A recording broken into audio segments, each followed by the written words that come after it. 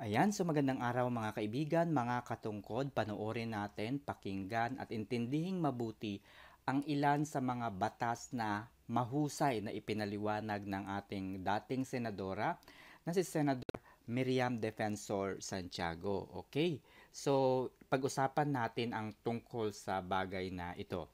Mayroon bang nakukulong sa hindi pagbabayad ng utang? Paano kung may credit cards na hindi nabayaran? Alam niyo po mga kaibigan, mga katungkod, no, napakaraming abogado o abogada ang mga sumasagot no, sa mga ganitong katanungan. Pero hindi nila ipinaliwanag ng maayos. Binanggit lang nila kung ano ang nasusulat sa ating konstitusyon.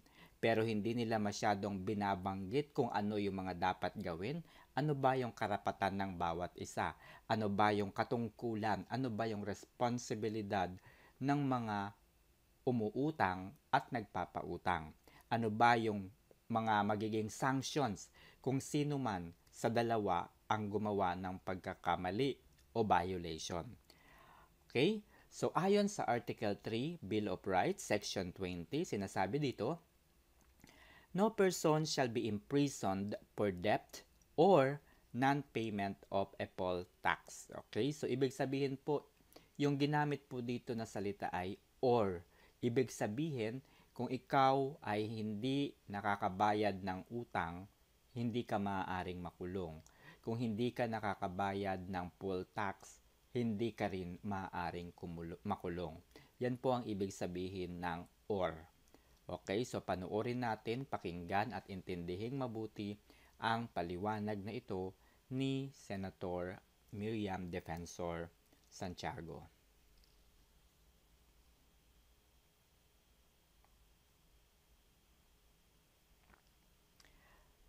Okay, so ito yung Senate Bill number 3333 na ipinaliwanag, no, inintroduce po ni Senator Miriam Defensor Santiago noong ika-14th Congress, no, noong 3rd regular session, July 2021, July 9, okay? So, ito po, hindi ko nababawasan, no? Ipapakita ko sa inyo yung totoong link, yung eksaktong link para mapaniwalaan po ninyo na hindi ko po ito ginagawa o kinukwento-kwento lamang. Ayon sa explanatory note, according to Article 3, Section 20 of the 1987 Constitution, no person shall be imprisoned for debt or non-payment of a poll tax. So, ano yung rationale? Bakit ito inintroduce ni Senator Miriam Defensor Santiago? Numerous complaints have been made about credit cards companies through their councils or collection agencies use unfair collection practices that range from harassment to borderline illegal. Although we do recognize the right to the amount that is due them in the enforcement of this right, they must observe good faith and reasonable conduct. This is in keeping with Article 19 of the Civil Code of the Philippines, which states that every person must, in the exercise of his rights and in the performance of his duties, act with justice, give everyone his due, and observe honesty and good faith. So ano pong ibig sabihin nito? Napakarami raw ang dumudulog at nagrereklamo sa mga credit card companies. Inirereklamo ang mga councils, ang mga collection agencies, no? Dahil sa unfair collection practices na ginagawa ng mga bangko at ng mga collection agencies. So ito daw ay illegal sa ilalim ng ating saligang batas. Bagamat tayo ay may utang, sa credit cards man yan o saan man, ay hindi pa rin tayo, kumbaga, maituturing na kriminal. At maaari nating ma-avail yung ating karapatan bilang isang individual, bilang isang mamamayan, provided na ginagawa o ginawa o hindi natin nababayaran ng ating pagkakautang in good faith. So, ibig sabihin, hindi natin kagustuhan na tayo ay mawalan ng pondo para makabayad sa ating pagkakautang. Hindi natin, kumbaga, ginagawa ang hindi pagbabayad ng utang dahil gusto nating manloko ng kapwa, gusto nating lukohin ang bangko, gusto nating linlangin ang bangko, no? Dapat yung ating kawalan ng pagbabayad, no, ng ating pagkakautang is in good faith para tayo ay panigan ng korte kung sakali man na ang mga bangkong ito ay magreklamo sa korte. Okay? It should be reasonable conduct. Okay? So, ito po yung ibig sabihin ng every person must, in the exercise of his rights and in the performance of his duties, act with justice, give everyone his due, and observe honesty and good faith. Okay, so kung tayo ay tumakbo sa ating pagkakautang at niloloko na natin ang tao o ang mga bangko, yun po maaari tayong makasuhan. Kung tayo ay tumakas at nangungutang tayo sa ibang tao, sa ibang bangko, upang linlangin ang ibang kapwa, ang ibang bangko, may panloloko po, okay? So, hindi na po yun good faith. And we are liable for any crimes involved. Maaari tayong makasuhan ng estapa o Article 315. This bill addresses the concerns of numerous credit card holders. Ayun po, marami pong nagrereklamo ng mga credit card holders. It also is a kindred spirit to Section 7 of the Bangko Sentral ng Pilipinas, Circular Number 454, Series of 2004. Both enumerate the ways by which credit card debtors are harassed. Okay, hinaharas daw sila. Humiliated, minamaliit in the collection process. But this bill goes further by penalizing the prohibited acts through fines and revocation of license. So, ibig sabihin, kapag ang mga bangko o ang collection agencies ay lumabag, hinaras ang mga mayroong pagkakautang, minaliit at kung ano-ano mang uri, no, ng retaliation dahil sa pagkakautang nito, ay maaaring ma-penalize ang collection agency o ang bangko sa pamamagitan ng pagmumulta at pagtanggal ng kanilang mga licenses. Ibig sabihin, tatanggalan sila ng karapatan na mag-operate. Okay, so isa-isahin po natin. This is an act prohibiting credit card debt collection harassment. Be it enacted by the Senate and House of Representatives of the Philippines in Congress assembled. Section 1 prohibited unfair collection practices. Collection agencies and collection attorneys working as a third party or principal collectors are prohibited from engaging the following conduct. So, ibig sabihin, nakapaloob daw sa prohibited unfair collection practices kung ang mga agencies at abogado ng mga collection agencies o mga third party or principal collectors, ito yung mga agents, are prohibited from engaging the following conduct. So, ibig sabihin, pinagbabawalan silang makipag-transact, makipag-usap, no, sa mga mayroong utang sa credit cards. Bawal silang communicating with the employer. Okay? Kung ikaw ay nagtatrabaho sa isang kumpanya, tinawagan ng collection agencies yung kumpanya kung saan ka nagtatrabaho, yan po ay paglabag sa clause na ito. Communicating with the employer, with the relatives or kamag-anak, friends, about the debtor. So, ibig sabihin, kung ako po, no, ay mayroong pagkakautang sa bangko, hindi maaaring kausapin ng mga collection agencies. Hindi sila maaaring makipag-usap sa kung kanino man. Sa employer ko, sa kamag-anak, o maging sa kaibigan. Ito po ay pinagbabawal.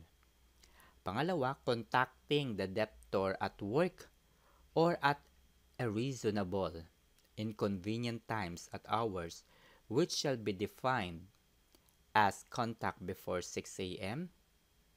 or after 10 p.m. So, ibig sabihin, kapag ikaw ay may utang sa credit card, binantayan ka ng kolektor, no, ng bangko bago mag 6 o'clock, no, ng umaga at lumampas ng alas 10 ng gabi, binabantayan ka pa rin, bawal na po yun.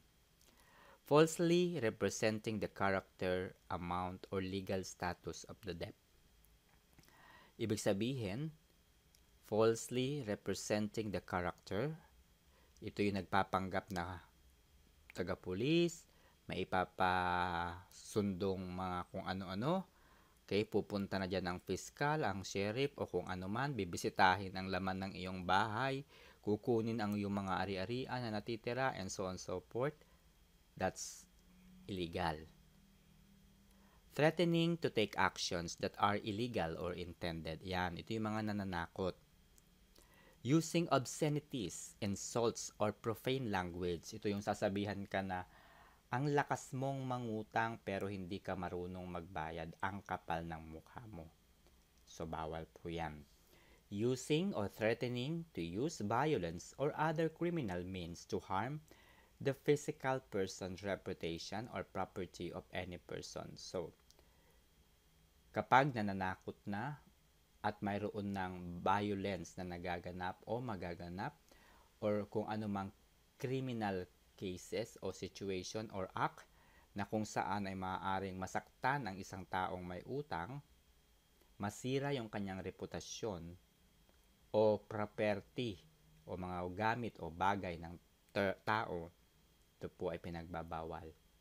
Repeatedly calling or visiting the debtor. Paulit-ulit natatawagan ka. Paulit-ulit nabibisitahin ka. Bawal na po yan. So, ito yung penalty. Upon conviction of a violation of this act, a fine of 100,000 pesos per occurrence shall be imposed. So, imagine nyo guys, 100,000 pesos per occurrence. Ibig sabihin kung ilang beses kang gaguhin ng mga collection agencies, ilang beses nilang yurakan ng iyong pangalan at pagkatao, maliitin, o kung ano mang mga uri, no, para lang sila ay makapaningil, makapanakot, yun po, mayroong karampatang multa. Okay? A subsequent violation shall be penalized with a fine of 500,000 pesos and a revocation of their business or professional licenses of the collector. So, ibig sabihin, kung paulit-ulit na itong ginagawa ng mga collection agencies o ng mga bangko, maaaring lumaki ang kanilang danyos na babayaran o multa na babayaran sa taong may pagkakautang. Ito ay aabot ng hanggang 500,000 pesos at maaari pang kanselahin, tanggalin ang kanilang mga lisensya na mag-operate. Okay? So, this is about the law. Repealing clause. Okay, all laws, lahat daw ng law, decree, order, rules, regulation, parts thereof, inconsistent with the provision of this act are hereby repealed, amended, or modified accordingly. So, ibig sabihin kung may mga batas daw na inconsistent dito sa batas na ito, sa act na ito, ay iaamyendahan, babaguhin, at itatama.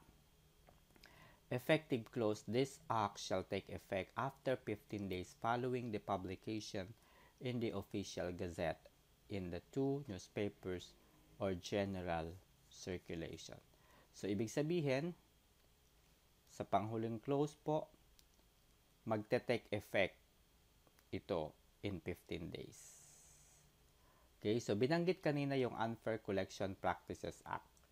So, ito yung Unfair Collection Practices Act na inilabas ng Securities and Exchange Commission, Memorandum Circular Number 18, Series of 2019. Okay, all financing and lending companies, prohibition on unfair debt collection practices of financing companies and lending companies. This was released in August 19, 2019.